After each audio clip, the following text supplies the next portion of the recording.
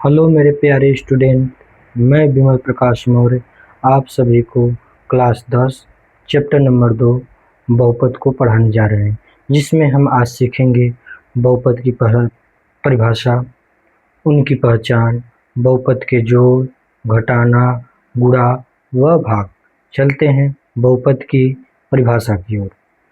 यहाँ पर परिभाषा दिया गया है, जब किसी व्यंजक के सभी पदों में चर x की घात ऋणोत्तर पूर्णांक हो तो वह व्यंजक बहुपद कहलाता है।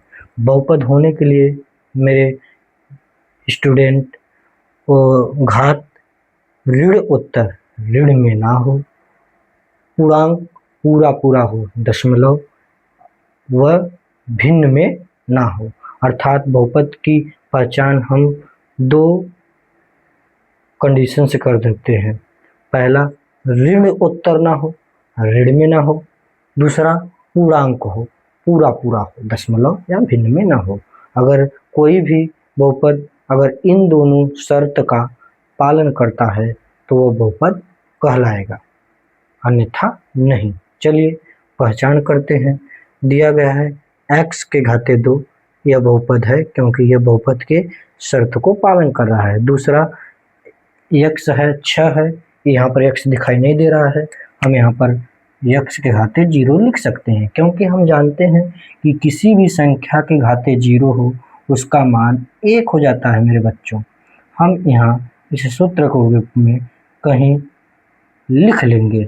हम यह जानते रहेंगे कि किसी भी संख्या के x के घाते 0 का मान 1 होता है, इसलिए इसके घात 0 हैं, इसके मान में कोई परिवर्तन नहीं हुआ, यह पूरा पूरा भी है, इसलिए यह बहुपद है। अर्थात हम कह सकते हैं यह व्यंजक भी बहुपद है। दूसरे उदाहरण की ओर चलते हैं। यहाँ पर x घाते -3, इसके घात ऋण में है, इसलिए पहला पद व्यंजक नहीं है। दूसरे पद की ओर चलते हैं। 6x घाते 1, इसके घात प्लस में है और पूरे पूरे है, इसलिए यह पद बहुपद है दूसरा। तीसरे पद के चलते हैं। यहाँ पर x नहीं दिखाई दे रहा है, x घाते 0 लिख सकते हैं, यह भी पद बहुपद है। इसमें दो पद बहुपद का तो शर्त पालन करते हैं, लेकिन तृतीय पद बहुपद के शर्त का पालन नहीं करता है, इसलिए यह पूरा व्यंजक बहुपद नहीं माना जाएगा। और तीसरे में चलते हैं। 1/2 x के घाते कुछ नहीं तो 1, यहाँ x नहीं है तो x घाते 0 लगा सकते हैं, यह बहुपद है, दूसरा भी बहुपद है, इसलिए यह पूरा व्यंजक बहुपद होगा। आते हैं चौथे एग्जाम्पल की ओर। 1/2 में x + 2, हम 1/2 में x को लिख सकते हैं x के घाते 1/2 + 2x घाते 0। हम यह जान चुके हैं कि इसके घात पूरे नहीं हैं, लेकिन इसलिए यह पहला पद बहुपद नहीं है, लेकिन दूसरा पद बहुपद है, लेकिन यह पूरा व्यंजक बहुपद नहीं माना जाएगा, इसलिए यह बहुपद नहीं है।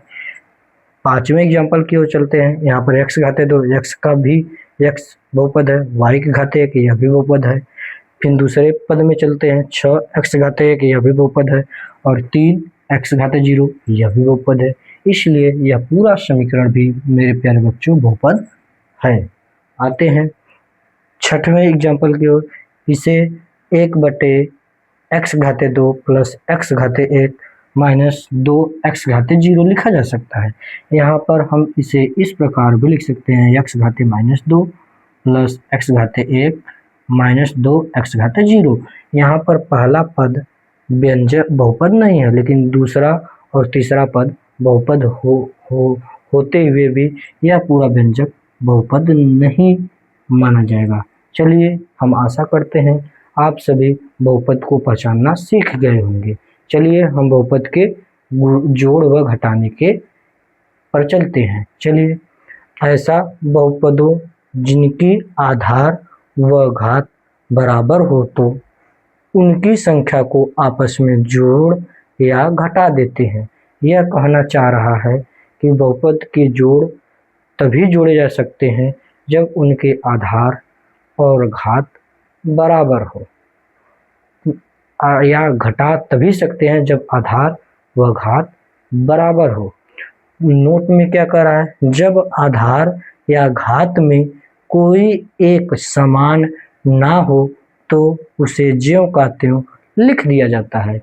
इसके कहने का तात्पर्य है कि वह बहुपद का जोड़ जिसमें आधार समान न हो, घात समान हो, फिर भी उनके संख्याओं को नहीं जोड़ा जाएगा, वैसे ही लिख दिया जाएगा।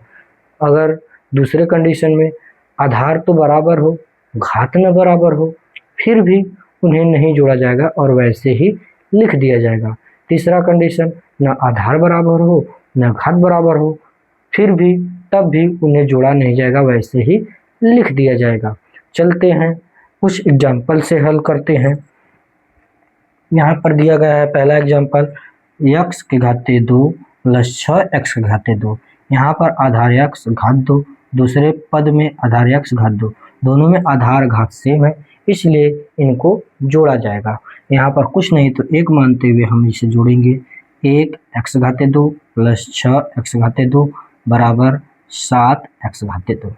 दूसरे एग्जाम्पल की ओर चलते हैं। 6x घाते 3 minus 8x घाते 3। यहाँ पर देखते हैं तो आधार दोनों के सेम है और घात भी दोनों के सेम है, इसलिए यह बहुपद को घटा देंगे।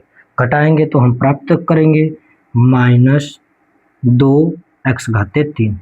तीसरे एग्जाम्पल की ओर चलते हैं। 8x घाते 2 plus 6x। यहाँ पर देखते हैं आधार तो समान है लेकिन घात समान नहीं है, इसलिए मेरे बच्चों इसे जोड़ा नहीं जाएगा और इसे एज इट इज जैसा दिखाई दे रहा है वैसा ही लिख दिया जाएगा। चौथे एग्जाम्पल की ओर चलते हैं। 6x घाते 3 minus 3y घाते 3। यहाँ पर हम यह पाते हैं कि आधार दोनों के बराबर नहीं है, घात बराबर है, फिर भी यह घटाया नहीं जाएगा और इसे वैसे ही लिख दिया जाएगा। 6x घाते 3 minus 3y घाते 3। और पांचवें एग्जाम्पल की ओर चलते हैं। 3x घाते 2 plus 6y घाते 3। यहाँ पर न आधार ही बराबर है न घात ही बराबर है, इसलिए इन बहुपद के व्यंजक को ज्यों का त्यों लिख दिया जाएगा। हम आशा करते हैं आप बहुपद के जोड़ व घटाने को सीख चुके होंगे। चलते हैं हम बहुपद के गुणा व भाग की ओर। बहुपद के गुणा में आधार समान होने पर घात जुड़ता है तथा भाग में घात घटता है। हम यह कहना चाह रहा है कि अगर बहुपद का गुणा है तो उनके केवल आधार होनी चाहिए, घात समान हो या न समान हो, फिर भी उसे जोड़ा जा सकता है, उनके गुणा किया जा सकता है और उनके घात को जोड़ दिया जाएगा। लेकिन भाग है तो उनके घात को आपस में घटा दिया जाएगा। चलते हैं नोट पर।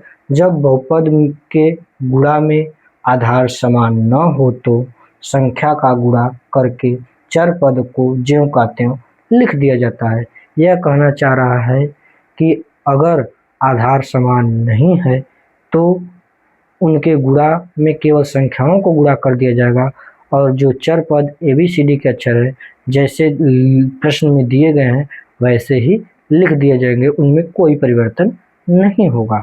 उसी प्रकार भाग में भी संख्याओं को भाग दे दिया जाएगा और चर पद को एज इट इज उतार दिया जाएगा। चलिए कुछ एग्जाम्पल से हम समझते हैं। यहाँ पर दिया गया है 8x घाते 2 गुणे 7x घाते 1। यहाँ पर आधार सेम होने के कारण इन संख्याओं को गुणा कर दिया जाएगा 8 सते 56 और घात को जोड़ दिया जाएगा, यहाँ पर 2 यहाँ पर 1। इस प्रकार 56x घाते 3 प्राप्त हो जाएगा। आते हैं दूसरे एग्जाम्पल की ओर। 9y घाते 6 भागे 3y घाते 2। यहाँ पर आधार सेम है इसलिए पहले संख्याओं को भाग दे दिया जाएगा, प्राप्त होगा 3। हमें यह पता होना चाहिए प्रथम पद की घात में से द्वितीय पद की घात को हटाया जाता है। हमेशा याद रखिए प्रथम पद की घात में से द्वितीय पद को घटाया जाएगा। इस प्रकार 6y के घाते 6 माइनस 2 यह प्रथम पद की घात है और यह द्वितीय पद की घात प्रथम पद की घात में से घटी और आगे 3y घाते 4।